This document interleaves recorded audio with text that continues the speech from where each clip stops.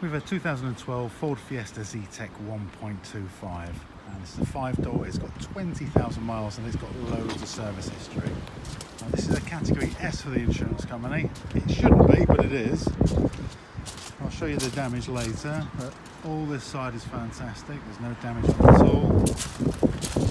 On this side, like that bump there. Now, this probably looks slightly worse than it should be because someone's pulled it out so this doesn't touch the tyre and the wing. But I've got another door in the same colour, another wing mirror in the same colour, another wing in the same colour, and that just needs to be, in fact that will come off. That's just someone else's tyre. And apart from that, some slight markings on the door that will probably polish out.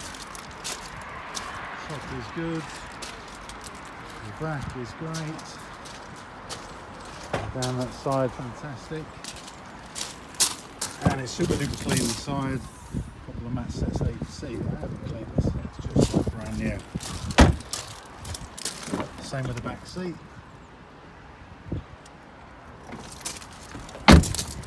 There's the inside there as well, and in fact that's the mirror.